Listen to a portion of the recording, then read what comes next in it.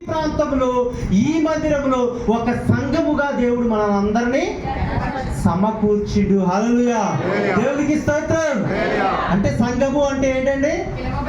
పిలవబడిన వారు, ఏర్పరచబడి. ఎక్కడి నుంచి? మూర్ఖులకు ఈ తరము వారి నుండి ఏమైనా అంటే మనము ఆ యొక్క రక్షణ తీసుకున్న వాళ్ళు అందరు చేతులు ఎత్తండి. రక్షణ తీసుకున్నవారు. ఓకే, నువ్వు తీసుకోలేదా? అందరు రక్షణ. వెరీ గుడ్, హల్లెలూయా, దేవునికి స్తోత్రం. మీరందరూ కూడా దేవునిలోకి, మీరందరూ కూడా, మనమందరూ కూడా పిలవబడి ఒక సంఘముగా ఏర్పరచడం. అయితే ఒక మాట మనం చూద్దాం. కొరింథీయులకు రాసిన పత్రిక 12వ అధ్యాయం 12వ వచనం. అందరూ కూడా స్పీడ్ తీయాలి. రైట్, 12:12. ఎలాగూ శరీరం ఏకమై ఉన్నదని, ఎలాగూ శరీరము ఏకమై ఉన్నను, అనేకమైన అవయవములు కలిగి ఉన్నదో, ఎలాగూ శరీరం యొక్క అవయవము నన్ను అనేకములై ఉన్నను, ఒక శరీరమై ఉన్నవో అలాగే క్రీస్తు ఉన్నాడు. ఎలాగనగా యూదులమైనను, గ్రీసు దేశస్థులమైనను, దాసులమైనను, స్వతంత్రులమైనను మనమందరం ఒక్క శరీరములోనికి ఒక్క ఆత్మ యందే బాప్తీసం పొందితిమి. ఒక్క ఆత్మ యందే బాప్తీసం పొందితిమి. మనమందరము ఒక్క ఆత్మను పాపము చేసిన వారము, శరీరం ఒక్కటే అవయవముగా ఉండక అనేకమైన అవయవములుగా ఉన్నది. సరే, నన్ను కూర్చున్నా ఒకసారి. మనిషి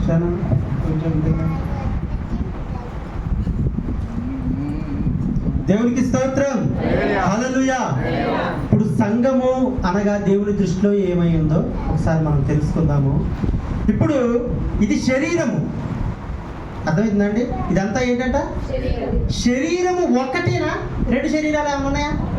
ఒకటేగా. ఈ శరీరానికి అవయవాలు ఎన్ని ఉన్నాయి? చాలా ఉన్నాయి. కాళ్ళు, చేతులు, ముక్కు, కన్ను, చెవులు, అవునా కదండి? కానీ అవయవాలు వేరైనా కూడా అంట ఒక్కటే శరీరముగా ఉన్నది. మీకు అర్థమైందండి అన్నమాట? అర్థమైంది అంటే ఒకటే శరీరముగా ఉంది. అవయవాలు మొత్తం కూడా ఏమై ఉన్నాయి?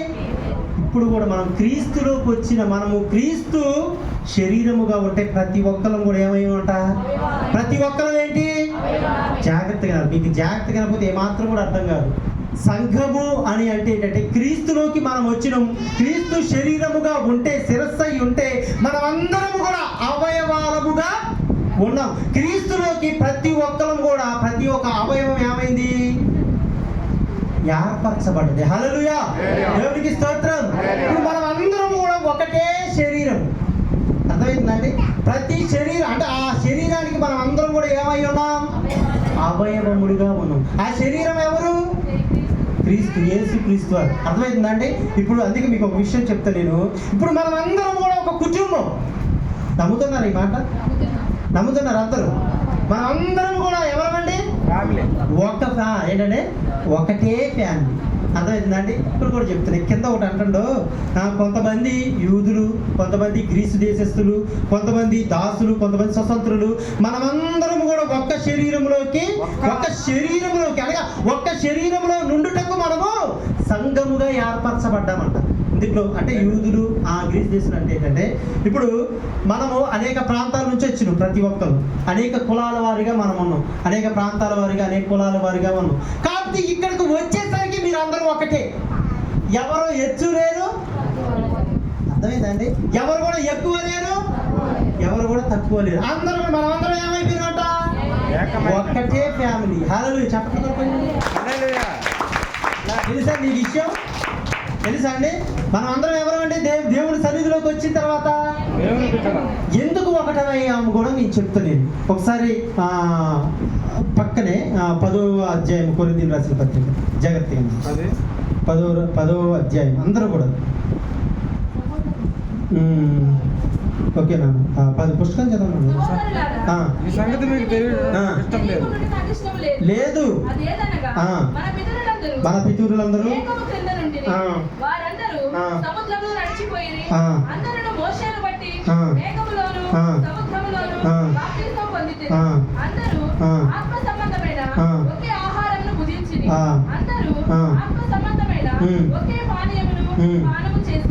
ఎలా అనగా తమను వెంబడించిన ఆత్మ సంబంధమైన బండలోనిది హల్లెలూయా, దేవునికి స్తోత్రం. చూడండి, మనకంటే ముందుగా దేవుణ్ణి నమ్ముకున్న ఇశ్రాయేల్ జనాంగాలంట ఏంటి, ఐగుప్తు దేశం నుంచి విడిపించబడినప్పుడు, మీకు ఎప్పుడు చెప్తా ఉంటారు కదా, ఐగుప్తు దేశం నుంచి విడిపించబడినప్పుడు అంట ఏంటంట, ఒకటే ఆ ఎర్ర సముద్రంలో అందరూ బాప్తీసం పొందుకున్నారంట. అర్థమైందండి? ఒకటే మేఘము కింద ఏంటి, మోషేని బట్టి మేఘములోను సముద్రంలోను బాప్తీసం పొందిరి, ఆత్మ సంబంధమైన ఒకటే ఆహారము భుజించి, అంటే అందరూ కూడా పరలోకం నుండి వచ్చిన మన్నాను అందరూ కూడా అనేక గోత్రాలు ఉన్నారు, 12 గోత్రాలు ఉన్నాయి. అర్థమవుతుందండి? అనేక గోత్రాల వారు ఒకటే ఆహారం తీసుకున్నారు, ఒకటే సముద్రంలో అందరూ కూడా బాప్తీసం పొందుకున్నారు. ఇప్పుడు కూడా మనం అందరం కూడా క్రీస్తులోనేగా మనం బాప్తీసం పొందుకుంది, తండ్రి కుమార పరిశుద్ధాత్మ అందరం కూడా మనం అందరం బాప్తీసం పొందుకున్నాం. ఇంకో విషయం కూడా ఏంటంటే, ఒకటే బలలో అనగా ఒకటే పాత్రలోనిది మనం అందరం తింటున్నాం. అర్థమైంది? ఒకటే పాత్రలోది మనం అందరం ఏమవుతున్నాం. ఇప్పుడు ఒకటే పాత్రలోది అనగా ఒకటే కుండలో తినేది ఎవరు చెప్పండి? అర్థమైందండి? ఒకటే పాత్రలో తినేది వాళ్ళు ఎవరు? కుటుంబ సభ్యులు. ఇప్పుడు కూడా మనం ఒకటే పాత్రలో ఉన్న ఆ యొక్క రొట్టెని శరీరముగా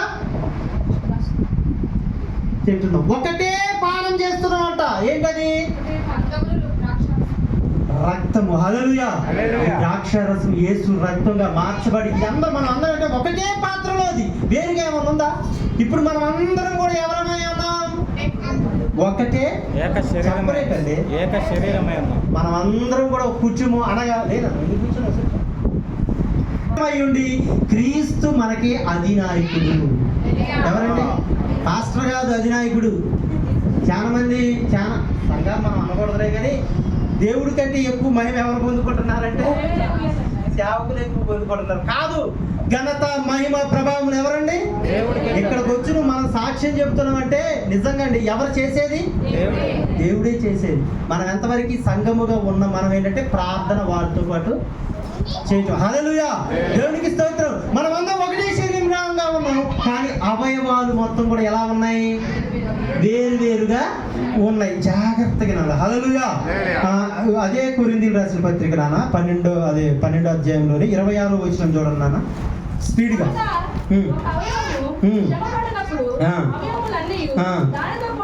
చాలు. హల్లెలూయా. నెక్స్ట్ తర్వాత చూద్దాం. చూడండి, ఇప్పుడు ఈ శరీరములోని నాన్న మీ అందరికి అర్థమవుతుంది కండి? దేవునికి స్తోత్రం చెప్పండి ఒకసారి. మనసు ఎటు పోకూడదు. అర్థమవుతుందండి? ఎందుకంటే సాతాను గారు ఏం చేస్తాడంటే, రేపు పొద్దున ఏం చేయాలి, ఇంటికాడ ఏమి వదిలిపెట్టి వచ్చినా అని మనం ఆలోచింపజేస్తూ ఉంటాడు. కాబట్టి ఏ ఆలోచన మనకొద్దు, దేవుని మీదే మన మనస్సు. ఇప్పుడు ఒకటే శరీరంగా ఈ యొక్క శరీరం ఉన్నది. ఇప్పుడు మనం అందరం కూడా ఒకటే శరీరంగా ఉన్నాం, కానీ అవయవాలు మొత్తం కూడా వేరువేరుగా ఉన్నాం. హల్లెలూయా. అయితే ఈ చెయ్యి బాధపడుతుందండి, చెయ్యికి దెబ్బ తగిలింది. ఈ చెయ్యికి దెబ్బ తగిలితే ఈ కన్ను అనుకుంటుంది చెయ్యికే దెబ్బ తగిలింది అనుకుంటుందా? ఇప్పుడు మరి నోరు కూడా చెయ్యికే నాకేం కాదు కానీ అనుకుంటుందా? ఈ కాలు ఏమని అనుకుంటుందా? ఏంటి ఈ చెయ్యి బాధపడుతుందంటే ఏం చేస్తాయి? అంటే కళ్ళు ఏంటి, మా దూరేమో బాగుంటుంది, కళ్ళేమో వేగబట్టిపోతాయి, ఏంటి బాధపడింది అనమాట. అవునా కదండి? ఇప్పుడు ఈ కడుపు కూడా ఏం చేస్తుంది తెలుసా అండి? లంకనం చేస్తుంది. లంకనం అంటే ఏంటి మీ అందరికీ అయింది. అవునా కదండి? ఈ చెయ్యి, నా చెయ్యికి అది మా సహోదరుడికి దెబ్బ తగిలింది, నా నోరు కట్టుకోవాలి, అంతే కదండి? నా నోరు కట్టుకోవాలి. నేను ఏది పడితే అది తింటే నోరుకి చెప్పింది అనమాట, ఏది పడితే అది తింటే కుదరదు, నాలో నేను మామూలు కడుపులో తీసుకుంటే బాగోదని. ఇది కడుపుతో ఉపవాసం ఉంటుంది. హల్లెలూయా. కడుపు ఏంటంట? ఉపవాసం ఉంటుంది. అర్థమవుతుందండి? ఆ చెయ్యేగా, ఆ కన్నేగా, ఆ చెడ్డేగా అని అనుకుంటే అర్థమైందండి? అంటే ఒక చెయ్యి అనగా మన శరీరంలో ఉన్న ఒక అవయవం బాధపడితే అన్ని అవయవాలు కూడా. ఇప్పుడు కూడా మనం అందరం కూడా శరీరంగా ఉన్న మనము ఎవరైనా బాధ కలిగిందంటే ఆ బాధను మనం ఏం చేయాలి? అలా కట్టే అయితే అనాలా, చెప్పాలా? హల్లెలూయా. మీకు తెలబట్టు మనందరికీ తెలిసేది ఏంటంటే, మనం అందరం ఒక శరీరం. ఏ బాబాయ్, మనం అందరం కూడా ఏంటంట? ఒకటే కుటుంబం. హల్లెలూయా. ఒకటే శరీరంగా ఉన్నాం, ఒకే కుటుంబంగా ఉన్నాం. ఇందులో ఒక్కళ్ళైనా బాధపడితే ఏం చేయాలి? వారితో పాటు నీకు కూడా బాధ రావాలి, అంతేండి? వీలైతే వాళ్ళకి ఒకవేళ ఎవరైనా సహాయం చేసే వాళ్ళు ఉంటే నీకు చేతనైంది సహాయం మనకున్నది పెట్టమని అంటారా, నీకు ఒకవేళ సహాయం చేయాల్సింది ఉంటే నీకు ఆ మనసు తట్టితే ఒక సహాయం చేయొచ్చు. వీలైతే వారి కొరకు వారి సమస్య పోయే వరకు ఏం చేయాలి? నీ కుటుంబంలో ఎవరికైనా సమస్య వచ్చిందంటే నువ్వేం చేస్తావు? ఏం చేస్తానండి? ఎట్ట ప్రార్థన చేస్తాం? మన కుటుంబంలో ఎవరికైనా సమస్య వచ్చిందంటే ఏం చేస్తాం? మన పిల్లలకో, భర్తో, భార్యో, తల్లిదండ్రులు ఎవరికైనా బాధ వచ్చిందంటే ఏం చేస్తామండి? అసలు మళ్ళీ అన్నం కూడా తింటాం, కళ్ళు కాయలు కాసేదాకా నీళ్ళు కారుతూనే ఉంటాం. అదే కదండి, ఇది కూడా మనందరం కూడా ఏంటంట? ఒకటే కుటుంబం. హల్లెలూయా, దేవునికి స్తోత్రం. ఇప్పుడు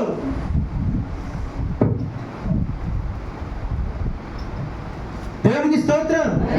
మరి ఇందులో ఒక్కళ్ళు బాధపడినా కూడా మనందరికి కూడా అది బాధేనండి. ఇప్పుడు నుంచి మనం ఏం చేయాలి? ఎప్పుడు చేసేది అనుకోండి, మీ అప్పటి నుంచో చేస్తున్నాం అంటే దేవునికి స్తోత్రం. ఏం చేయాలంటే మనం ఒక్కళ్ళు బాధపడినా ఆ బాధను తీసుకుని, అందుకేనండి ఆదరణ లేని వారు అంటే ఆదరించాలి అంట. వీలైతే ఏం చేయాలంటే ఒకవేళ సమస్యలో ఉన్నారనుకోండి, వాళ్ళ దగ్గరికి వెళ్ళి నువ్వు సంఘముగా, నీ కుటుంబము కదా, నీ కుటుంబంలో ఒక వ్యక్తి బాధపడతా అంటే వాళ్ళు వెళ్ళి మనమే ఒకవేళ వెండి బంగారాలు కూడా ఇవ్వాల్సిన అవసరం, ఒక్క మాట బాగుందా అని అంటే చాలు. ఆహా, ఎలా తెలుసా అండి, గుండె పగిలిపోద్ది. నాకు కూడా ఒకళ్ళు ఎవరున్నారు? సంఘం. కొంతమంది అంటారు కుటుంబ సభ్యులు కొద్దిగా ఇబ్బంది ఏదైనా గొడవలు అంటే కొంతమంది అంటారు నాకు సంఘం ఉంది అని అంటారు. అవునా? అంటారు. నాకు ఎవరున్నా లేకపోయినా, మీరు నాకు వచ్చినా రాకపోయినా మాకు సంఘం ఉంది అని అంటారు. ఆ సంఘమే వెనక నిలబడకపోతే సంఘం అంటే అది మామూలు విషయం కాదండి. మీరందరూ కూడా ఏ ప్రాంతం నుంచి వచ్చారో, ఏ రకంగా ఎంత దూరం నుంచి వచ్చారో మనందరం కూడా ఒక్కలుగా మనం ఏమైనా సమకూర్చబడిన. ఇందులో ఒకళ్ళు బాధపడితే ఏం చేయాలి? ఆ బాధను మనం తీసుకోవాలి. అర్థమవుతుందని అన్నమాట. దేవుడికి స్తోత్రం. దాన్ని మనం కొట్టేయకూడదు, ఎందుకంటే మనం అందరం కూడా ఒక కుటుంబం. ఇంకోటి కూడా చదువున్నానా?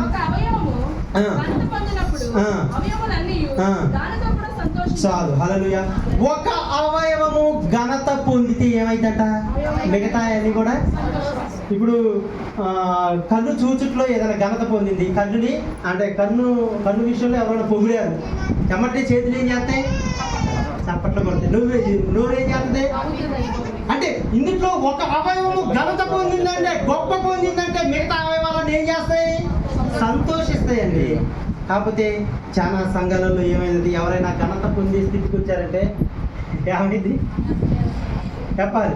ఎవరైనా వాళ్ళని పొగిడారో లేకపోతే వాళ్ళ స్థితి ఏదో బాగుందో ఎమ్మటి ఏమనుకుంటారో, మనం కాదులేండి, మిమ్మల్ని నేనేమంటాను. కొన్ని చోట్ల నేను చెప్తాను, మనం కూడా సంతోషించాలి. వాళ్ళు అభివృద్ధి ఆత్మీయంగా, ఆర్థికంగా అనేక విషయాలు అభివృద్ధి పొందుతుంటే నా సహోదరుడు అని ఏం చేయాలి? సంతోషించాలండి. అదే దేవుడు కోరుకోలేదు. అర్థమవుతుందండి? ఆ మాటలు మీకు అర్థమవుతున్నాయి కదా? అంటే మనం అందరం కూడా ఒక శరీరంగా ఉన్నాం కాబట్టి ఎవరైనా ఇప్పుడు ఇక్కడికి వచ్చి ఎవరైనా వాక్యం చెప్పారనుకోండి, వెంబటనే మీ సేవకులు కాబట్టి బాగా వాక్యం చెప్పారమ్మా, లేకపోతే ఎవరైనా పాట పాడారు, బాగా పాట పాడారు మేము అంటాం. బయటికి పోయిన తర్వాత వాళ్ళు మంచిగా పాడారు, కొద్దిగా చెప్తే ఏమైంది? బాగా పాట పాడారు, అసలు బాగా ఆరాధన చేశారు, బాగా పరిచయం చేశారు. మీరు చెప్పలేరు. ఎందుకు?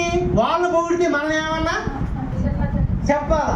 వాళ్ళు పొగిడితే మనం ఏమన్నా తగ్గిపోతామేమో. అలా మనం ఉండకూడదు. మనం అందరం కూడా ఏమైనా అంట ఏంటి, ఒక తల్లికి ఇద్దరు కుమారులు పుట్టినప్పుడు ఒక పెద్ద కుమారుడు ఒక గొప్ప స్థాయిలో ఒకటి, చిన్న కుమారుడు నువ్వు గొప్ప స్థాయిలో పోయి వాళ్ళు దేశిస్తారా? దేశించు. అదేనండి, అదే సంఘం. మన సంఘం అంటే మనం ఒక కుటుంబంగా ఉన్నారు. ఒకళ్ళు ఘనత పొందితే మనం అందరం కూడా ఏం చేయాలి? సంతోషించాలి. హల్లెలూయా, దేవునికి స్తోత్రం. హల్లెలూయా, దేవునికి స్తోత్రం. అయితే ఒక మాట కూడా దేవుడు చెప్తుంది, సంఘముగా ఉన్న మనకి దేవుడు ఏ వరాలు ఇస్తాడో కూడా కనుక్కుంది. చూద్దామండి ఒకసారి. 12వ అధ్యాయము 7వ వచనం. అందరి ప్రయోజనము కొరకు ప్రతి వానికి ఆత్మ ప్రత్యక్షత అనుగ్రహింపబడుచున్నది. ఎలా అనగా ఒకరికి ఆత్మ మూలముగా బుద్ధి వాక్యమును, మరి ఒకరికి ఆత్మను అనుసరించు, మరి ఒకరికి ఆత్మ వలననే విశ్వాసమును, మరి ఒకరికి ఆ ఒక్క ఆత్మ వలననే స్వస్థపరచు వరములను, మరి ఒకరికి అద్భుత కార్యములను చేయు శక్తియు, మరి ఒకరికి ప్రవచన వరములు, మరి ఒకరికి ఆత్మ వివేచనయు, మరి ఒకరికి నానావిధ భాషలను, మరి ఒకరికి భాషలు అర్థము చెప్పు శక్తియు అనుగ్రహింపబడి ఉన్నవి. అయినను వీటన్నిటిని ఆత్మ ఒక్కడే తన చిత్తము చొప్పున ప్రతి వానికి ప్రత్యేకముగా ఇచ్చుచు కార్యసిద్ధి కలుగు చేయుచున్నాడు. హల్లెలూయా. దేవునికి స్తోత్రం చెప్పండి అందరూ కూడా. దేవునికి స్తోత్రం.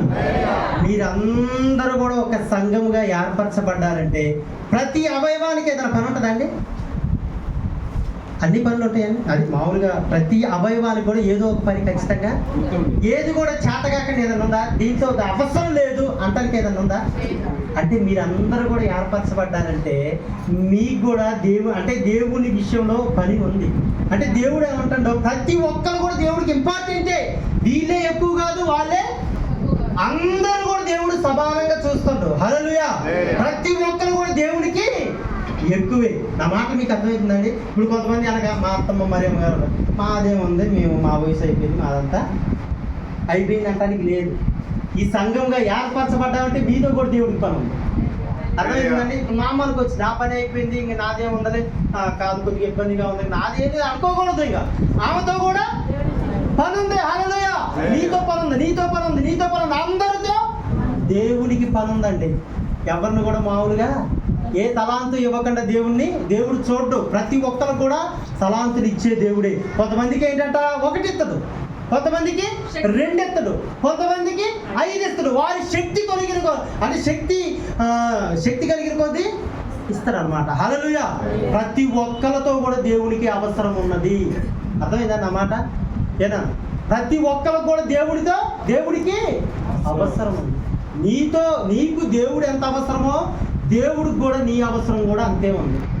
నీ సంఘంలో పిలవబడ్డా నాదేం లేదులే, నేను మామూలుగా వచ్చి ఆ పాటలు పాడతా అంటే చప్పట్లు కొట్టి మామూలు వాక్యం విని వెళ్ళిపోతా అంటానికి ఏం లేదు. ఖచ్చితంగా ప్రతి ఒక్కరితో కూడా దేవుడికి మీరందరూ కూడా అవయవములు, ఒక శరీరం, క్రీస్తు అనే శరీరానికి ఏర్పరచబడ్డారు. ప్రతి అవయవానికి కూడా రిపీట్ చేస్తున్నాం అని మీకు అర్థం కావాలని. ప్రతి ఒక్కరితో కూడా దేవునికి పని ఉంది. ఇప్పుడు సంఘంగా ఏర్పరచబడిన తర్వాత ప్రతి ఒక్కరికంట దేవుడు వరాలు ఇస్తాడంట. వరం కావాలండి? వరాలు వద్దండి? ఏదో పాట ఉంది, ఇప్పుడు నేను చెప్పకూడదు. దేవుడు వరం అందిస్తే అంటారు కదా, ఏదో కోరుకుంటారు, మీరేం కోరుకుంటారు? హల్లెలూయా. అర్థమవుతుందండి? కానీ దేవుడు మీకు వరం ఇస్తాడండి. మీరందరూ కూడా ఏర్పరచబడ్డారు కాబట్టి ప్రతి ఒక్కరికి కూడా దేవుడు వరం ఇవ్వబోతాడు. ఇందులో ఒకవేళ మీకు తెలుసు తెలవదో నాకు తెలవదులే, కానీ ఇప్పుడు చెప్తూనే ఉంటాం. కొంతమందికి తెలుసు, కొంతమందికి ఇంకా తెలవకపోవచ్చు.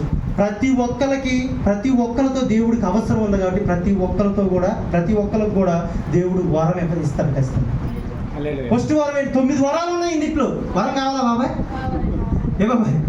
ఖచ్చితంగా కావాలి. ఉండద్దమ్మా, ఖచ్చితంగా ఉండాలి. ప్రతి ఒక్కరికి ఇస్తాడు. మొట్టమొదటి వరం ఏంటి తెలుసా అండి? ఒక్కడు చెప్పండి నాన్న. మొట్టమొదటి వరం జాగ్రత్తగా వరాలు ఏంటది? బుద్ధి వాక్యం అంట. కొంతమంది సంఘంలో ఉన్న వాళ్ళే ఎవరైనా పొరపాటులో ఉంటే బుద్ధి చెప్తా ఉంటారు. నువ్వు అలా ఉండకూడదమ్మా, నువ్వు ఇలా ఉండకూడదు అని దేవుడు వాక్యాన్ని ఎత్తిపెట్టి మాట్లాడుతూ ఉంటారు. మీకేమన్నా ఎరికేనా?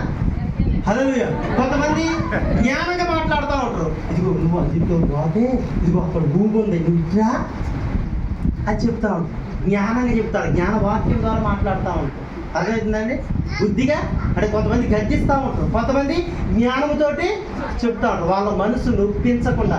ఒకవేళ నేను ఏదైనా గట్టిగా ఏదైనా చెప్తే వీళ్ళ మనసు ఏడా నొచ్చుకుంటుందా అని కొంతమంది ఆలోచిస్తా ఉంటారు. కొంతమంది ఏమైనా కానీ తులిపి పడేయాల్సింది కొంతమంది అంటా ఉంటారు. దేవుడికి స్తోత్రం చెప్పండి. అందరికీ వరాలు ఇస్తాడు దేవుడు. ఎవ్వరిని కూడా దేవుడు అసలు వీళ్ళతో నాకు అవసరం లేదని ఉండవు. మీ అందరితో కూడా దేవునికి అవసరం ఉన్నది. మొట్టమొదటి ఏంటట? బుద్ధివాక్యం. మీరు పరీక్షించుకోండి. ఒకవేళ నీ వరం నీకే తెలవకపోవచ్చు. నేను నిన్న చెప్పినగా, నేను ఒకటే ఏం చెప్పినాను? కుర్చీకి ఏనుగును కట్టేస్తే కొంతమంది రాలేదు కదా. కుర్చీకి ఏనుగును కట్టేస్తే ఏంటట? దాని శక్తి తెలవదు. ఒకవేళ ఇన్ని రోజులు కూడా నీ శక్తి తెలవకపోతే నాకే వరం ఇస్తుంది, నేనే ఉందని అనుకో. నీవు దేవుడు రక్తం చేత కడగబడినావు, దేవుడు శరీరాన్ని నువ్వు తింటున్నావు అంటే నీలో ఖచ్చితంగా ఒక వరం ఉంటుంది. హల్లెలూయా, దేవునికి స్తోత్రం. బుద్ధి, కొంతమంది బుద్ధి చెబుతురు, కొంతమంది అన్యులు కూడా కొంతమంది కొద్దిగా ఇబ్బంది పడతా అంటే అలా ఎందుకంటారు అంటా ఉంటారు కదా, కొంతమంది జ్ఞానంగా మాట్లాడతారు. మూడోది ఏం చెప్పన్నానా? విశ్వాసము. అర్థమవుతుందండి. ఇంకొక వరం పేరేంటక్క చెప్పాలి. ఇంకొక వరం పేరేంటి? విశ్వాసము. హల్లెలూయా, ఇది కూడా ఒక వరమే. అర్థమైంది. విశ్వాసము ఉండటం కూడా ఎలా ఉంటుంది తెలుసా అండి? మరి నేను ఒకసారి చెప్తాను. నేను ఎవరినైనా పొగినప్పుడు మిగతా వాళ్ళు బాధపడకూడదని నిన్న జ్యోతమ్మ అంది. ఎందుకు ఈ మాట అన్న కూడా నేను చెప్తా. సౌలు అను దావీదు ఇద్దరు యుద్ధం చేసి నడుచుకుంటూ వస్తూ ఉంటే సౌలు 1000 కొలది, దావీదు 10,000 కొలది అంటే ఎమ్మటిని సౌలు గారికి ఏమొచ్చేసింది? అసూయ వచ్చేసింది. పడిపోయింది. అప్పటి నుంచి బుద్ధి చిన్న మాటకి పడిపోయింది. ఆయన రాజరికాన్ని వదిలేసుకోవాల్సి వచ్చింది. అందుకే ఒకళ్ళు ఎవరన్నా పోగినప్పుడు మిగతా వాళ్ళు ఏయాలి? నువ్వు చప్పట్లు కొట్టాలి, అబ్బా అని కొట్టాలి. మన సహోదరుడు కదా, మన సహోదరి కదా. అర్థమైందండి. ఎందుకంటే ఇన్ని విషయాలు ఎందుకు చెప్తానంటే ఇప్పుడు ఒక గొడవపోతుంది కాబట్టి. అర్థమైందండి. మన జోసెఫ్ ఉండండి, జాగ్రత్తగా మన జోసెఫ్ పండు నీగా సాక్ష్యం చెప్పేది. తన భార్య చెప్పింది, అన్నయ్య మరి మా ఆయన గారు నిజంగా ఇది జరిగిద్ది, నువ్వెందుకు ఖచ్చితంగా జరిగిద్ది అని అంటాడన్నయ్య. ఖచ్చితంగా జరిగిపోద్ది అన్నయ్య అని నాకు మర్చిపోయింది. బాబు నీ కూడా ఎట్లున్నా లేదా అనిపించి నిజమే అదొక వరం. నాన్న 100 ఆత్మల కొరకు ప్రార్థన చెప్తాను నాన్న. నీకు ఆ వరం ఉంది, గుర్తించడమో లేదు. కానీ ఎవరికి తెలిసింది వరం ఉన్నట్టు? పక్కవారికి తెలిసిందంట. ఇప్పుడు నాలో వరం ఉందేదో నాకు తెలవదు, మీలో వరం ఏముందో మీకు తెలవదు, ఎదుటి వారికి తెలుస్తుంది. కానీ నువ్వు కలిగి ఉన్నదాన్ని ఏం చేయాలి? దాన్ని సాధకము చేయాలి. నీకు ఇచ్చిన దాన్ని ఏం చేయాలి? ఇచ్చిన దాన్ని బట్టి సాధకం చేయాలి. హల్లెలూయా. నిజంగా నేను ప్రతి ఒక్కరు నీకు బాబాయ్ నీకు ప్రతి ఒక్కరు కూడా దేవుడు ఒక వరం ఇస్తాడు ఖచ్చితంగా. అంటే కొంతమంది ఉన్నారు విశ్వాసం. సువార్తమ్మ అంటే చెప్తాడమ్మ, సువార్తమ్మ ఆమె కూడా అంటుంది, దేవుడు ఉందయ్యా నాకు ఏ సమస్య వచ్చినా అదే అట్టా. ఏంటంటే ఇంకొకరు చెప్తారు, ఇంకా సరే వాక్యంలో పోదాం. అయితే ఏంటంటే విశ్వాసము కూడా ఒక వరమే. హల్లెలూయా. మీలో పరిపూర్ణమైన విశ్వాసం ఎవరికి ఉందో నాకైతే తెలవదు, కానీ మీకు తెలుసు ఏం జరిగినా దేవుడు ఉన్నలే అనే మాట వస్తుంది. అది పరిపూర్ణమైన విశ్వాసం. ఇది ఖచ్చితంగా జరిగింది. నా దేవుడు గొప్పవాడు, సజీవుడు. నీ బాధల్లో ఉన్నానా?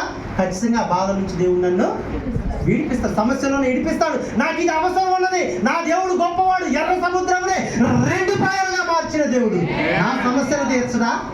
నా సమస్యలు తీర్చడా? విశ్వాసం అండి. ఆ విశ్వాసం ద్వారా ఎన్నో గొప్ప కార్యాలు ఏమన్నా చూడట్లేదా? ఎందుకు గొప్ప కార్యాలు చేస్తున్నారు? దేని ద్వారా? విశ్వాసం ఒక వరం. హల్లెలూయా. నెక్స్ట్ ఏం చెప్పన్నానా? స్వస్థపరచు వరం. ఇది చాలా జాగ్రత్తగా ఉంది. ఎవరైనా నీ దగ్గరికి ప్రార్థన చేయించుకోవటానికి వచ్చారనుకోండి, ఎవరైనా నీ దగ్గరికి ప్రార్థన చేయించుకోవడానికి వచ్చారంటే నేను కాదు, నేను చేయలే కానీ వాళ్ళ యాత్రను పంపించకండి. నీ దగ్గరికి వచ్చారంటే ఖచ్చితంగా నువ్వు చేయడానికే దేవుడు పంపించింది. అర్థమవుతుందండి. మాకు మేము విశ్వాసులుగా ఉన్నప్పుడు మా అమ్మగారు అయ్యగారు ఒకళ్ళేమో అక్కడ ప్రార్థన చేసేవాళ్ళు, ఒకళ్ళేమో ఇక్కడ ప్రార్థన చేసేవాళ్ళు. అక్కడ కవితమ్మ గారు అని ఆమె కూడా ప్రార్థన చేసేదాన్ని, ఆమె కూడా సేవకురాలు ప్రార్థన చేసేది. కాకపోతే ఏం జరిగేదంటే కొంతమంది వచ్చి ఈ విశ్వాసిని అప్పుడే 2 సంవత్సరాలు అవుతుంది అంతే, 2 సంవత్సరాలు. కానీ దేవుని విషయంలో దేవుడే అంతేనండి. దేవుడిని నమ్ముకున్న తర్వాత దేవుడి వైపే చూడాలి, ఇటు చూడకూడదు. నా ఉద్దేశం అలా ఉంటుంది. చేస్తే ఖచ్చితమైన భక్తి చేయాలి, లేకపోతే అసలు మానేసి చప్పుడు కాకుండా ఉండాలి. హల్లెలూయా. అంటే మేము ప్రతిరోజు కూడా 9, 8 అంటే 8ంటిగా స్టార్ట్ చేస్తే 10 దాకా ప్రార్థనకి వెళ్ళేవాళ్ళం. మాది గాస్పల్ టీం అన్నమాట. మా అమ్మగారు ఏం చేశారంటే గాస్పల్ టీంగా పెట్టారు. హల్లెలూయా. ఆ రకంగా మేము ముందుకు పోయేవాళ్ళం. అయితే ఏం జరిగేదంటే ఇటు అమ్మగారు చేసేవాళ్ళు, ఇటు అయ్యగారు చేసేవాళ్ళు, ఆ తమితమ్మ గారు చేశారు. నా దగ్గరకు వచ్చి ప్రార్థన చేయాలి. కొంతమంది ప్రార్థన చేయమనేవాళ్ళు. అయ్యా నువ్వు ప్రార్థన చేయాలంటే ఇప్పుడు మీ ఇద్దరు ప్రార్థన చేస్తున్నాను. అక్కడ ఎవరైనా వచ్చి ప్రార్థన చేయమంటే అప్పుడు నేను అనుకునే ఉంది కదా, నన్ను ప్రార్థన చేయమంటున్నారేంటి వీళ్ళు ఏమనుకుంటారు, సేవకులు ఏమనుకుంటారో ఏంటి వీళ్ళేమో నువ్వు ప్రార్థన చేసి అంత గొప్పడు అయిపోయినవా అని ఏమైనా అనుకుంటారో నాకు పోయి వేసేది. లేదమ్మా నువ్వు వాళ్ళ దగ్గరికి వెళ్ళండి అమ్మా అంటే, లేదయ్యా నువ్వే చేయాలనేది. ఒక ఆయనకి బాగా ఇబ్బంది ఉండేది. కొంతమంది ఒక్కలేక కొంతమంది ఏం చేసేవాళ్ళంటే, ఇప్పుడు ఆ తలుపు ఉందా అంటే పెద్ద తలుపు ఉంటుందండి, పెద్ద చర్చి అది, పెద్ద తలుపు ఉంది కదా, అమ్మగారు అయ్యారు అప్పటికన్నా ఏం చేసేయంటే వాళ్ళని లోనకట్ట దోసి వాళ్ళని లోన దోసి ఆ తలుపు పెట్టేసి వాళ్ళని ప్రార్థన చేసేవాడు, వాళ్ళకి కనపడకండి. అర్థమవుతుందండి. కొంతమందికి ఏం చేసేవాడు అంటే, నేను బయటికి తీసుకుపోయాను, ఇక్కడ నేను చేయలేదమ్మా బయటికి తీసుకొని బయట చేసేవాడు. హల్లెలూయా. అయితే నాకు ఒక్కొక్కసారి నేను ఏమన్నా నీ చేయను నీ కాదు చేసేదనేవాడు. కానీ మాకు పెద్దలు ఏమన్నారంటే, నీ దగ్గరికి వచ్చినప్పుడు దేవుడే మాట్లాడు, నీ దగ్గరికి వచ్చినప్పుడు నువ్వు ఖచ్చితంగా నువ్వు ప్రార్థన, ఎందుకంటే నీకు స్వస్థత వరం ఉంది కాబట్టి. అర్థమవుతుందండి. దేవుడు నీకు ఇస్తాడు, నువ్వు ప్రార్థన చేస్తే ఎంతటి అనారోగ్యమైన విశ్వాసంతో ప్రార్థన చేస్తా తొలగించబడి. ఇప్పుడు బయట కాదు, మన సంఘంలోనే ఇవన్నీ. నీకు అర్థమైందండి. ఎవరో వచ్చి చేయడం కాదు, మీరే పోవాలి ముందుకి. ప్రతి సంఘంలో కొంతమంది యాక్టివ్గా అంటే ముందుకు పోతా ఉంటారు. కొంతమంది ఏంటి బుద్ధివాక్యము, జ్ఞానవాక్యము, విశ్వాసం, ఇంకోటి ఏంటంట స్వస్థపరుచు వరము. హల్లెలూయా. నీ దగ్గరికి ఎవరైనా వచ్చితే అది దేవుడే పంపించి, వాళ్ళంతా కాదు రాల. ఇది గుర్తుంచుకోండి. దాన్ని బట్టి నువ్వు ప్రార్థన చేయి, దేవుడు నన్ను వాడుకోవాలి. ఎందుకంటే మనందరూ కూడా సప్లిగా ఉండటానికి దేవుడు మనల్ని పిలుచుకోలేదు. ప్రతి ఒక్కరితో కూడా దేవునికి పని ఉంది. మాట అర్థమైందండి. హల్లెలూయా. దేవునికి స్తోత్రం చెప్పండి. స్వస్థపరచు వరం. ఇంకోటి ఏంటంట అద్భుత కార్యములు. నిజమేనండి. అద్భుత కార్యములు మన అందరము కూడా నిజంగా మనం ఎక్కడికి పోయినండి, ఇక్కడ ఆయన పేరు పుల్లారావు గారి దగ్గర పోయినాం. ఆయన పరిస్థితి ఎలా ఉంది? ఎంతో ఘోరమైన పరిస్థితి. నేను ఒక్కరు పోవాలా, మనం అందరం పోయినాం. ఎవరు ప్రార్థన చేశారు, మేము ప్రార్థన చేశారు, ఎవరికో ఆ వరం ఉంది, అద్భుత కార్యం చేసేవారు. ఆయన లేచిండండి, ఆయన లేచిండు. హల్లెలూయా. దేవునికి స్తోత్రం. ఖచ్చితంగా మీలో కూడా అద్భుత కార్యములు చేసేవాళ్ళు ఒకళ్ళు ఉన్నారు, ఇద్దరు ఉన్నారు. అర్థమైందండి. ఖచ్చితంగా నువ్వు ప్రార్థన చేస్తే అద్భుతం జరిగింది. అయ్యా నాకు ఈ అవసరం ఉందయ్యా, చాలా ఇబ్బంది ఉంది, అమ్మ నువ్వు ప్రార్థన చేయవని ఎవరైనా వచ్చారనుకోండి, నువ్వు చెయ్యి, ఖచ్చితంగా వారి జీవితంలో అద్భుత కార్యము జరిగింది. హల్లెలూయా. కావాలండి వరాలు? కావాలంటారా? అక్క కావాలా? అమ్మ రూతమ్మ కావాలా? అమ్మ ఉన్నాయంటారా? ఏదన్నా ఇప్పుడు ఇది చెప్తున్నారు కదా, ఏదైనా ఇంట్లో మీ క్వాలిటీ ఉండొచ్చు, మీకు తగిలి ఉండొచ్చు. ఒకసారి మీ దేవుడు మరి తెలియపరుస్తుంది. ఇంకోటి ఏంటన్నా ప్రవచన వరం. హల్లెలూయా. ప్రవచన వరము అంటే ఏంటంటే, జాగ్రత్తగా ఉండే, రేపు ఏమి జరిగిద్దో, రాబోయే కాలంలో ఏం జరిగిద్దో చెప్పటమే. ఎవరికి ఉంటుంది అది? ఎవరికి ఉంటుంది? మనలో ఒక్కరికే. హల్లెలూయా. మన సంఘం అందరం కూడుకున్నామంటే మనలోనే దేవుడు అది ఇస్తాడు 9 వారాలు. అర్థమవుతుందండి.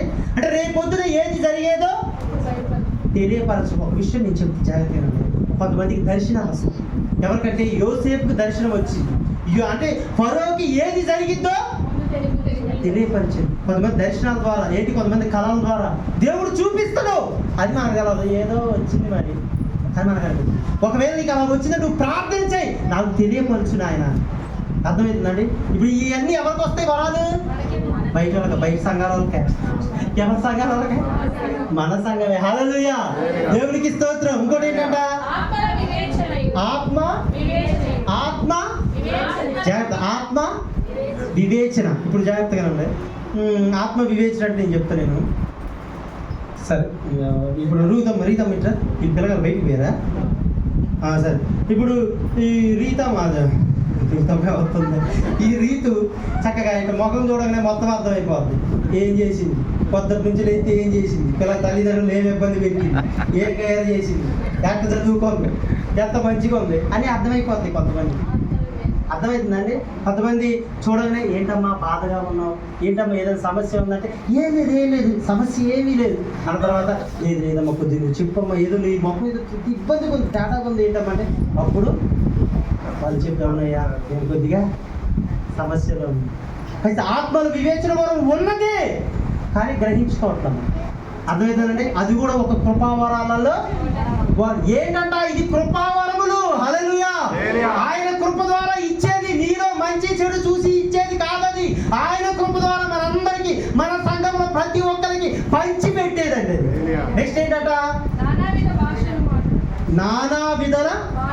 నానా విధములైన భాషలు మాట్లాడే వరం కూడా, భాషలతో మాట్లాడే వాళ్ళు ఎవరితో మాట్లాడుతున్నారు? దేవునితోనే మాట్లాడుతున్నారట. భాషల్లో మాట్లాడే వారిని మనం ఎంత మాత్రం కూడా అంటే భాషలతో మాట్లాడటం అంటే దేవునితోనే స్వయంగా మాట్లాడినట్టు. ఇప్పుడు మన సంఘంలో కూడా భాషలతో మాట్లాడే వరాలు ఉన్నాయి, అది మనం గుర్తించుకోవాలి. అర్థమవుతుందామా? నా మాట మీకు అర్థమవుతుందా? దేవునికి స్తోత్రం. ఎందుకంటే భాషను అర్థము చెప్పు. ఇప్పుడు ఒకళ్ళ భాషతో మాట్లాడుతున్నారు అనుకో, పక్క వాళ్ళకి అర్థమైపోతుంది. ఏంటి వీళ్ళు భాష మాట్లాడుతున్నారు, ఆ భాషకు అర్థం కూడా దేవుడు చెప్తుంది. ఆ శక్తి మనకి తెలవాలి. హల్లెలూయా. ఇంకోటి ఏంటన్నా, అయిపోయినాయి మొత్తం అయిపోయినాయండి. ఇప్పుడు జాగ్రత్తగానండి. సరే, చిన్నుపోయింది కాబట్టి ఈ శరీరములో ప్రతి అవయవములు ఏర్పరచబడి ఒక శరీరంగా మార్చబడిన తర్వాత ప్రతి అవయవానికి కూడా ఒక పని దేవుడు ఇస్తాడు. ఇప్పుడు పని ఏంటంటే ఒక వరాన్ని దేవుడు ఇస్తాడు. ఎవ్వరిని కూడా వ్యర్థముగా ఉంచేవాడు కాదు. అర్థమవుతుందన్నమాట. ఇప్పుడు మీ అందరికి కూడా దేవుడు ఏదో ఒకటైతే ఇస్తాడు, ఖచ్చితంగా ఇస్తాడు. నేనేదో మామూలుగా చర్చికి పోయి వచ్చేవని అనుకోవద్దు. అర్థమవుతుందంటే ప్రతి ఒక్కరితో కూడా దేవునికి పని ఉంది. హల్లెలూయా. ఇంకో విషయం కూడా నేను చెప్తా. ఇప్పుడు మన రీతమ్మ ఇప్పుడు అద్భుత కార్యం చేసే వరం ఉన్నది. అర్థమవుతుందా? చేసే వరం ఉన్నది. ఇప్పుడు నీ పేరేనా? మేరీకి ఏంటంటే ఏంటి బుద్ధి వాక్యం చెప్పే వరం ఉన్నది. ఇప్పుడు ఇద్దరిలో గొప్ప వాళ్ళు ఎవరు గొప్ప వాళ్ళు? హల్లెలూయా. ఎవరైనా బాగా పాటలు పాడుతున్నారు అనుకో, అయ్యో నేను పాటలు పాడట్లేదే, నువ్వు బాధపడే పని లేదు, ఏదో ఒక వరం నీకు దేవుడు ఇస్తాడు. అయ్యో పరిచయం చేస్తున్నారు వీళ్ళు అద్భుతంగా, అయ్యో నీకు కూడా చేయలేకపోతున్నానని అని బాధపడే పని లేదు, నీకు కూడా ఏదో ఒక పని ఇస్తాడు. హల్లెలూయా. ఏదో ఒకటి నీకు వరం ఉంటుంది. హల్లెలూయా. కానీ అది దేవుడు చెప్పినా కూడా మనం చేయకపోతాం, తప్పదు. అర్థమవుతుందండి? అంటే ప్రతి ఒక్కరు కూడా సమానమే, ఎవ్వరు కూడా ఎక్కువ తక్కువ అనేది కాదు. దీనికి కులం లేదు, మతం లేదు, ప్రాంతం లేదు, భేదం లేదు, అందరం కూడా ఏమై ఉన్నామంట. ఇప్పుడు ఈ మాట మీకు అర్థమవుతుందండి. ఎందుకు మనం సంఘంగా కూడుకున్నాము, ఎందుకు మనము ఏక శరీరమై ఉన్నామంటే ఇది బల్లారాధన వల్ల. ఆయన రక్తము, ఆయన శరీరం ఒకే పాత్రలో తాగుతున్నాం, ఒకే పాత్రలోది తింటున్నాం కాబట్టి. నా మాటలు మీకు ఇక్కడ వరకు మాకు అర్థమైందండి. అడగండి, ఇంటికి పోయిన తర్వాత అడగండి, ప్రభువా నువ్వు నాకు ఏ వరం ఇచ్చినా నాకు గెలవట్లేదు కానీ నాకు తెలియపరచు, దాని ప్రకారం నేను ముందుకు వెళ్తాను. ఇంకో మాట కూడా ఉంది, అన్నిటికంటే ముఖ్యంగా 13వ అధ్యాయం మనుషులు భాషలతో దేవదూతల భాషలతో నేను మాట్లాడినాను. నేను మాట్లాడినను దేవలేని వాడనైతే రోగడు కంచును గడగడలాడు జ్ఞానమునై యుందును. ప్రవచించు కృపావరము కలిగి మర్మములన్నీయు జ్ఞానవంతుయు ఎరిగిన వాడనైనను కొండలను పెకిలింపగల పరిపూర్ణ విశ్వాసము గలవాడనైనను ప్రేమ లేని వాడనైతే నేను వ్యర్థుడను. చాలు. హల్లెలూయా. ఇప్పుడు జాగ్రత్తగా ఉంది. ప్రతి ఒక్కరు కూడా ఒక్కొక్క వరం అనేది దేవుడు అనేది ఇచ్చిండా? ఇవ్వును గాక. ఇచ్చిండా అండి? ఇచ్చింది. ఇప్పుడు నీకు ఒక మాట అన్నమాట, ఖచ్చితంగా ఆ వరాలు దేవుడే మనకి పంచి ఇచ్చేది. ఆ వరాలు దేవుడే మనకి పంచి ఇచ్చేది, అంటే మన శక్తి కొలది ఇచ్చేది. అయితే ఒక విషయం కూడా చెప్తాను అంటే, ఎన్ని వరాలు కలిగి ఉన్నా అంట మనకి ప్రేమ లేకపోతే మొత్తానికి కూడా గాలి తీసేసినట్టు సున్నా. అంతేనండి? ఏంటి పేదరి గారు? సున్నాయనండి మొత్తం. అడంటాడు, మనుషుల భాషలతోనైనను దేవదూతల భాషలతోనైనను మాట్లాడినను ప్రేమ లేకపోతే మ్రోగిడ కంచు గడగడలాడు తాళమునై ప్రవచించు వరము కలిగినను మర్మములన్నీ జ్ఞానమంతయు ఎరిగిన వాడునైనను కొండలు పెగిలింపగా పరిపూర్ణమైన విశ్వాసం మనకు గల ఉన్నట్లయితే ఇంకా పేదల కొరకంట తన ఆస్తి మొత్తం కూడా రాసిచ్చిన. జాగ్రత్తగా చాలా మంది చేస్తూ ఉంటారు కండి, ఆ పరలోకం పోవడానికి, మోక్షరాజ్యాన్ని పోవడానికి అన్నదానాలు, అన్న సంతర్పణలు చేస్తూ ఉంటారు. అర్థమవుతుందండి? ముఖ్యంగా ఏం కావాలంట? పేదల కోసం అంటే ఏంటంట, సమస్త ఆస్తి కూడా రాసిచ్చినా కూడా ప్రేమ లేకపోతే ఏది రెస్పాన్స్ లేదండి. ప్రేమ లేకపోతే అసలు ఇప్పుడు సంఘానికి ఏమి ఉండాలంటే మొట్టమొదటిసారిగా ప్రేమ అనేది ఉండాలి. మనం అందరం కూడా ఎలా ఉండాలంట? ప్రేమ కలిగి ఉండుటకు ఏం చేయాలంట? చూస్తాను అందరూ. దేవునికి స్తోత్రం.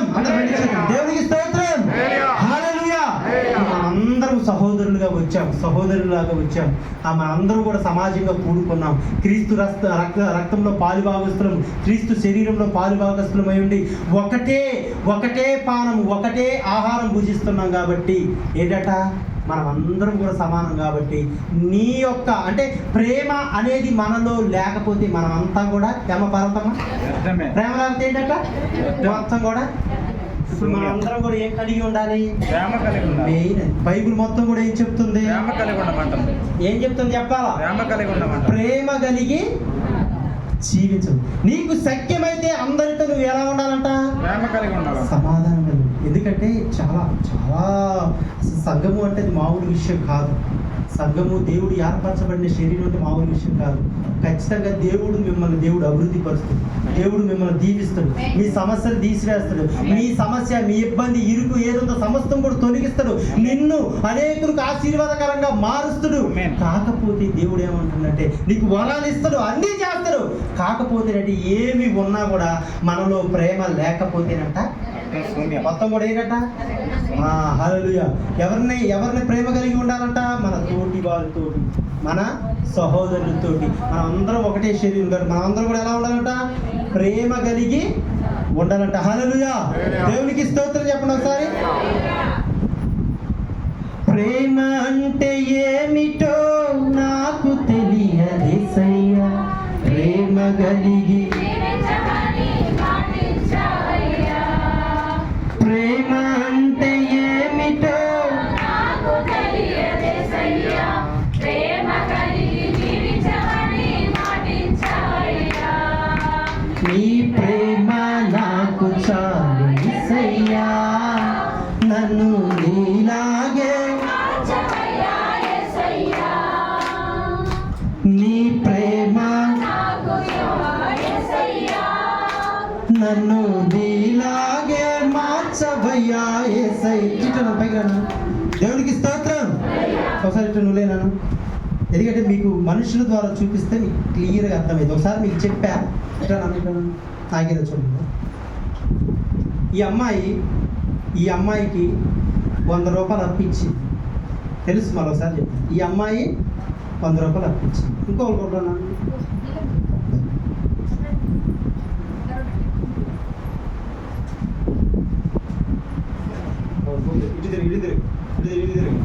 సమయం ఎక్కువైంది అనుకుంటున్నాను. కొద్దిగా క్లియర్గా చెప్పి ముందు చేసుకున్నాం. చూడండి, ఈ అమ్మాయికి ఎంత బాకీ ఉంది? ఈ అమ్మాయికి 10 రూపాయలు ఇచ్చింది. ఈ అమ్మాయికి 10 రూపాయలు ఇచ్చింది. ఈ అమ్మాయికి ఎంత ఇచ్చింది? 100 రూపాయలు ఇచ్చింది. ఈ అమ్మాయికి ఎంత ఇచ్చింది? కాబట్టి ఈ 100 రూపాయలు తీర్చే అంత యోగ్యత, స్తోమత ఈ అమ్మాయికి లేదు. అమ్మటినే ఈ అమ్మాయి దగ్గరికి వెళ్ళి మోకరించేయం కదా, అయ్యా నేను ఈ 100 రూపాయలు చేతులు చెప్పు చాకు, అయ్యా అమ్మా నేను ఈ 100 రూపాయలు నేను తీర్చలేదు, నా వల్ల కాదు అంటే ఏమంటే నువ్వు చేతులు లేపు ఏమంటే పర్వాలేదులే అమ్మా. ఏంటట 100 రూపాయలు ఇవ్వకపోతే పర్వాలేదులే అమ్మా, నీ కుటుంబ పరిస్థితి నాకు తెలుసు, నీ సమస్య నాకు తెలుసు, ఇదిగో నీకు 100 రూపాయలు నేను నాకు ఇవ్వాల్సిన అవసరం లేదు, ఏం కాదు, నేను క్షమిస్తున్నా అని ఏం చేసింది? 100 రూపాయలు వదిలేసింది. ఇట్లా ఇటు తిరిగి మామూలు ఏమన్నా జాగ్రత్త 10 రూపాయలు బాకీ ఉంది.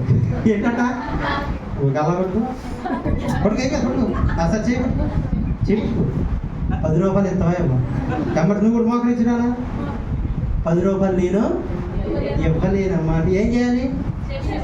సరే క్షమించాలా. ఎమ్మటి ఏం చేసింది? బట్ట బయటికి లాగి నువ్వు ఎత్తవా ఇవ్వాలి జైల్లో ఇప్పించింది. జైల్లో అయిపోతే ఎవరో అది జైలు అని కాదు, కొద్దిగా ఇబ్బంది పెట్టింది. జాగ్రత్త ఇబ్బంది పెట్టింది. ఓకే బాగా ఇబ్బంది పెట్టిన తర్వాత దేవునికి స్తోత్రం, హల్లెలూయా. ఇప్పుడు వాళ్ళ ఇంట్లో వాళ్ళు ఉంటారు కదా, ఎమ్మటిని వెళ్ళి వీడికి చెప్పింది, ఈ అమ్మాయికి చెప్పింది. ఏం చేసిందంటే చేస్తా వెళ్తుందా?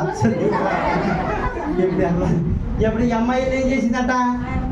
ఈ అమ్మాయి చెప్తే ఇదిగో నాకు ఈ అమ్మాయి నీకు 100 రూపాయలు బాకీ కదా, కానీ నువ్వు క్షమించును. ఆ అమ్మాయికి నేను 10 రూపాయలే పైకి నన్ను ఏమాత్రం కూడా క్షమించలేదు అని అంటే ఈ అమ్మాయికి ఏం చేసింది?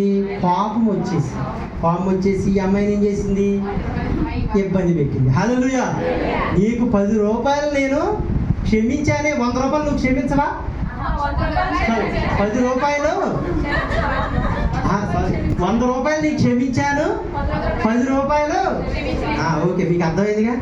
100 రూపాయలు మాత్రం నేను క్షమించాను కానీ 10 రూపాయలు మాత్రం మీరు క్షమించలేదా అని అప్పుడు వాళ్ళ మధ్యన చిన్న హల్లెలూయా.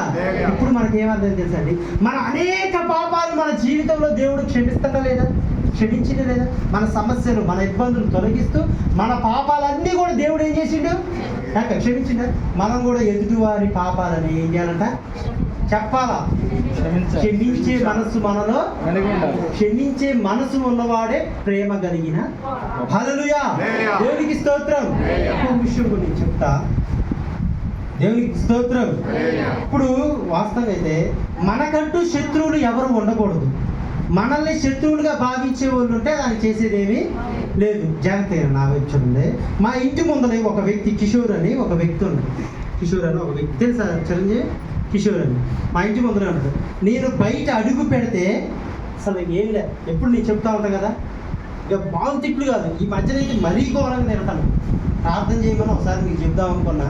ఈ లోపల దేవుడు ఏదో ఒకటి చేసేసిండు. అంటే ఆయన ఏదో చేయలేదు, ఆయన కొంచెం తగ్గింది. ప్రార్థన చేయడు, చాలా ఇబ్బంది అయిపోతుంది. బయటికి అడుగు పెడితేనే ఇక దేవుడు నమ్ముకున్నామని వీళ్ళు దేవుడి పేరిట ఇష్టం వచ్చినట్టు తిట్టేస్తాను. కానీ మనం ఏం మాట్లాడతాం? ఇప్పుడు నేను వెళ్ళి ఆయన నన్ను అనుకోండి అన్న అంటే ఆడికంటే ఆడు తాగుండో వాడు నన్నే అంటారు. ప్లస్ ఏంటి, మనం ఏదన్నా మాట అంటే మనం ప్రశాంతంగా ఉండలేవు. హల్లెలూయా. ఇప్పుడు నేను ఆయన క్షమించా, ఎందుకంటే నా పాపాలను దేవుడు క్షమించింది. హల్లెలూయా. నా పాపాలను క్షమించింది, నేను క్షమించా.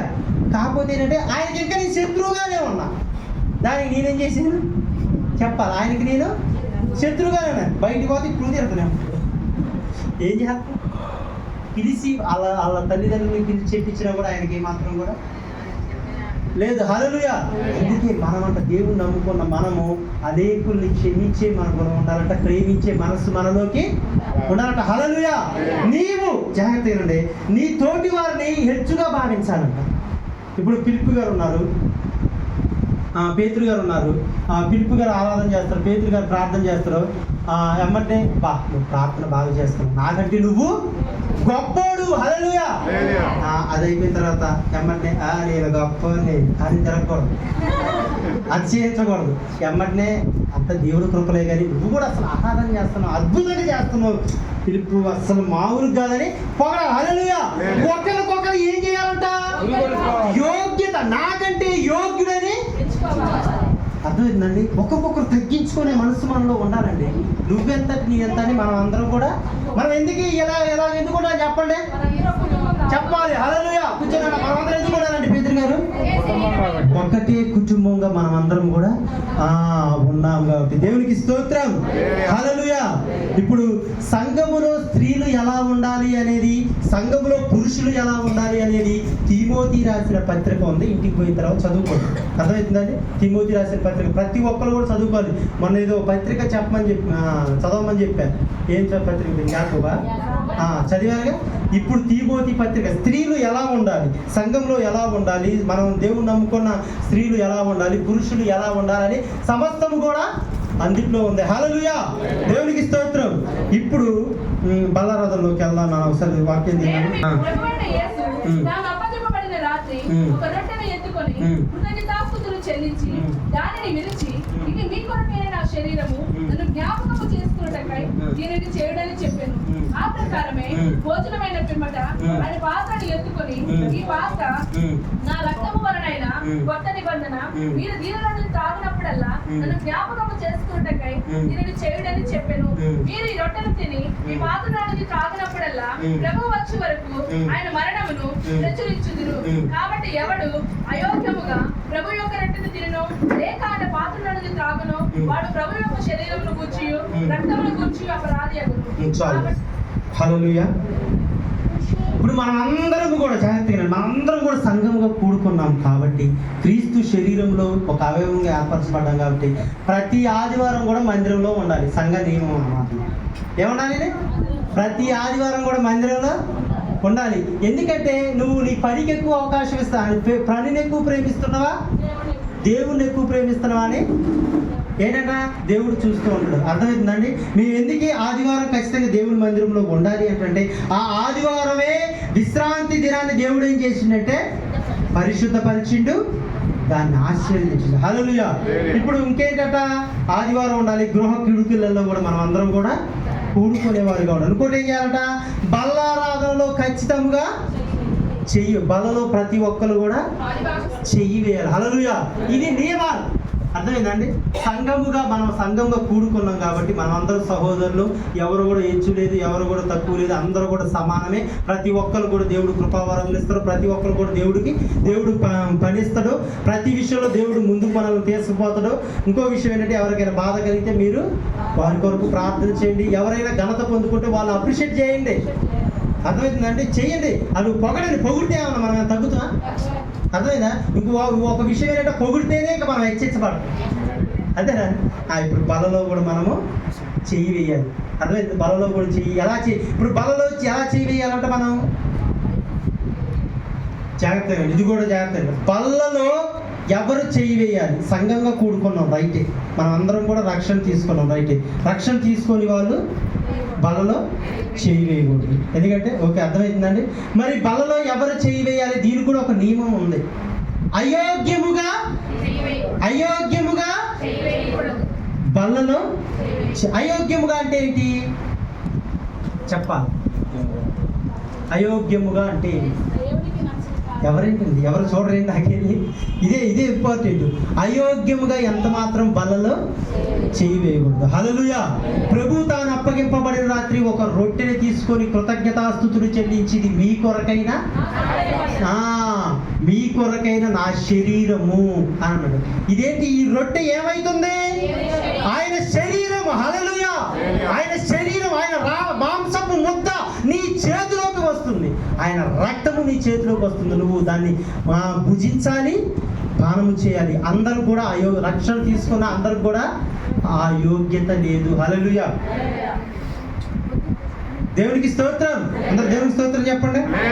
హల్లెలూయా, హల్లెలూయా. మరి బల్లలో ఎవరు చెయ్యి వేయాలి అని దేవుడి వాక్యం సెలవిస్తుందంటే, ఇప్పుడు మనం అయోగ్యంగా ఏమాత్రం రక్షణ తీసుకున్నా దేవుడి సన్నిధిలోకి వస్తూ స్తుతిస్తూ ఆరాధిస్తూ అన్ని విషయాల్లో కానుకలు వేస్తూ అన్ని రకాలుగా ఉన్నా కూడా అయోగ్యంగా ఉన్నవారు ఏమాత్రం కూడా బలలో చెయ్యి వేయకూడదు. ఇప్పుడు నేను చెప్తా, కొన్ని చెప్తా, నేను ఎవరెవరు వేయకూడదో నేను చెప్తా. నేను అయితే ఒకవేళ మీ దగ్గరికి నేను రొట్టె కానీ ద్రాక్ష రసం కానీ వచ్చినప్పుడు నేను ఎవ్వరికీ చెప్పను. జాగ్రత్తగా రండి. ఎవ్వరికి, ఎందుకంటే మీ మేలు కొరకే నేను చెప్తాను. నేను ఎవ్వరికి చెప్పను. ఇప్పుడు మీరు నేను వచ్చిననుకో యేసు రక్తము అని అనగానే వద్దు అని అనండి. ఒకవేళ ఈ క్వాలిటీస్ మనలో ఉంటాయి, ఎలా అనాలి? వద్దు అని నేను ఎవ్వరు కూడా చెప్పను. మీ కొరకు నేను ప్రార్థన చేస్తా. హల్లెలూయా. ఎందుకంటే అలాగ తిని త్రాగితే మనం ఏమైతుందంట? రోగులయ్యారంట, నిద్రించేవారు అనేకులు కూడా ఉన్నారట. జాగ్రత్తగా అండి. బల్లలో చెయ్యి ఎవరు వేయాలో కూడా ఖచ్చితంగా నేను ఈరోజు చెప్తా. హల్లెలూయా. ఎవరు వేయకూడదంటే ముఖ్యంగా చెప్తాను నేను. చుట్ట తాగేవాళ్ళు, బీడీలు తాగేవాళ్ళు బల్లలో చెయ్యి. అర్థమవుతుందండి? అది మీకే మంచిది కాదు. ఒకవేళ నాకు అది అలవాటు ఉందయ్యా, ఎంత ట్రై చేసినా నేను పోతానంటే ప్రార్థన చేసుకున్న తర్వాత మారిపోయిన తర్వాత అప్పుడు బలలో వచ్చేయండి. అదేంటండి? ఒకవేళ వేయకపోతే వేస్తే